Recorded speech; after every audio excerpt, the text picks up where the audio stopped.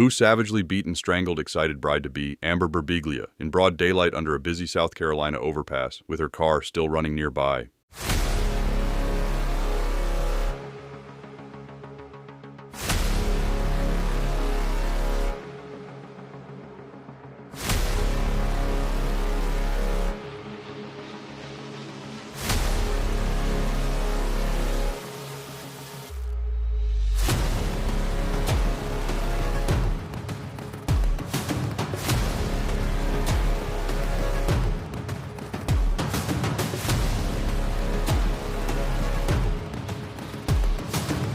On a warm South Carolina afternoon, traffic flowed as usual beneath a busy overpass. Engines roared, horns blared, people drove past, unaware that only feet away, a young woman lay dying, brutally attacked in broad daylight, hidden in plain sight. Her name was Amber Berbiglia. She was 26 years old, she was newly engaged, and someone beat and strangled her to death, then vanished. More than a decade later, the case remains unsolved. A life on the verge of beginning. Amber Berbiglia was described by family as vibrant, ambitious, and deeply excited about the future. She had recently become engaged and was immersed in the kind of plans that mark a turning point in life: weddings, homes, and the promise of stability after years of hard work. She was close to her family, especially her sister, Amber Berbiglia, who has since become one of the most vocal advocates for justice in the case. There was nothing in Amber's life to suggest she was in danger. She wasn't involved in criminal activity. She wasn't known to associate with dangerous people. There were no public signs of turmoil or fear. That's what makes what happened next so unsettling. The day Amber disappeared. On May 10, 2010, Amber left her home in the Charleston area to run errands. It was the middle of the day, ordinary, uneventful, safe by all appearances. She never came back.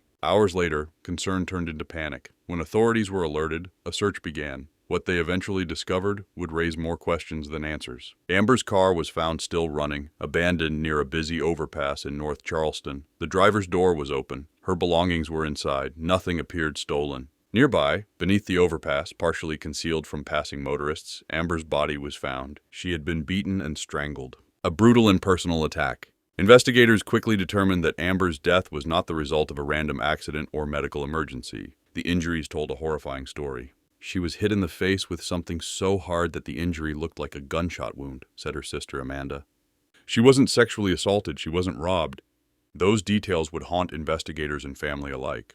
No sexual assault, no robbery, no obvious motive. The violence was extreme, concentrated, and personal. Strangulation, in particular, is widely recognized by criminologists as an intimate and deliberate act, often requiring prolonged physical contact and sustained force. This was not a hit-and-run crime. This was not impulsive violence. Someone meant to hurt her. Broad daylight, busy road, no witnesses. One of the most disturbing aspects of Amber's murder is where it happened. The overpass where her body was found sits near a heavily traveled roadway. Cars pass constantly. People commute, shop, and move through the area every day. And yet, no confirmed witnesses. No one has come forward saying they saw Amber being attacked, dragged, or restrained. No one reported a struggle. No one noticed anything out of the ordinary. How does a violent murder happen in such a public space without anyone seeing or reporting anything? Investigators believe the killer may have used the noise of traffic and the partial visual cover of the overpass to conceal the crime. The chaos of daily movement became the perfect camouflage. What wasn't taken may be more important than what was.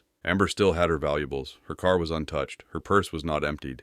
That detail has fueled years of speculation. If this wasn't about sex, if this wasn't about money, then what was it about? Law enforcement has never publicly confirmed whether Amber knew her attacker, but many experts note that crimes lacking traditional motives often point to personal connections, rage, or targeted intent. Yet no arrests have followed, a case that stalled. Despite early investigative efforts, the case slowly grew cold.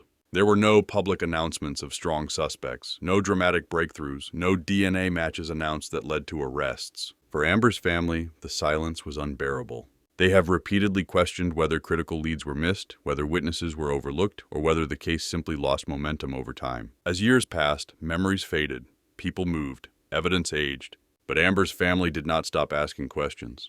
The family's fight for answers. Amber Berbiglia has spoken openly about the frustration and anguish of losing her sister in such a violent, unresolved way. To her family, the lack of resolution feels like a second injustice, one layered on top of unimaginable loss. They continue to believe that someone knows something. Someone saw a car pulled over. Someone noticed a struggle. Someone heard yelling beneath the overpass. Someone knows who Amber was meeting or who followed her, and that person has remained silent. why this case still matters. Amber Berbiglia's murder is not just a cold case, it is a reminder of how violence can unfold in ordinary places, at ordinary times, without warning. It raises unsettling questions. How does a killer operate in broad daylight without being seen?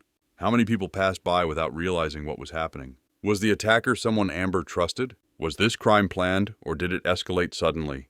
Why has no one been held accountable? Cases like Amber's challenge the assumption that visibility equals safety. They expose the gaps where crimes can hide, in noise, distraction, and routine, a plea for justice. More than a decade later, Amber Berbiglia's killer has never been named, but the case is not closed. Cold cases are solved every year, sometimes because someone finally talks, sometimes because new forensic methods uncover what was once invisible, sometimes because guilt becomes too heavy to carry. Amber was a daughter, a sister, a fiancée, a woman who deserved a future. And somewhere, the person responsible for ending her life knows exactly what happened beneath that overpass. The question remains, who killed Amber Berbiglia and why are they still free? If you or someone you know has information about the murder of Amber Berbiglia, investigators urge you to come forward. Even the smallest detail could finally bring justice to a case that has waited far too long. And so we end where Amber Berbiglia's story so cruelly paused. Beneath a busy South Carolina overpass, in broad daylight, with traffic rushing by and a young woman's car still running, as if she were planning to return at any second.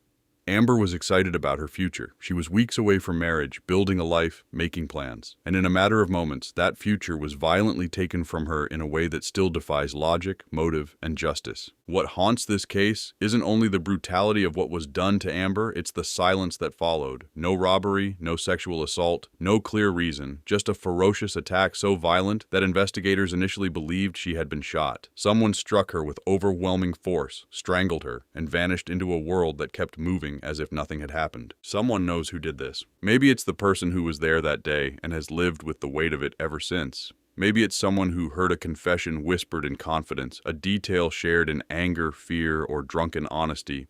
Cold cases don't stay cold because the truth disappears. They stay cold because it's buried. Amber is not a statistic. She is not a headline from the past. She was a daughter, a sister, a friend, a bride-to-be, whose loved ones wake up every day still waiting for answers. Time has not softened the pain. It has only sharpened the questions. At Human Wreckage, we believe stories like Amber's deserve to be told again and again, not for shock, not for entertainment, but because attention matters. Memory matters. Pressure matters. Justice often begins with someone refusing to let a name fade. If you have information about the murder of Amber Berbiglia, no matter how small, no matter how insignificant it may seem, please contact law enforcement. You may hold the missing piece that finally brings truth into the light. Because Amber deserves more than silence. She deserves answers. She deserves justice. I'm Thomas, and this has been Human Wreckage. Thank you for listening, and don't forget the ones the world tried to forget.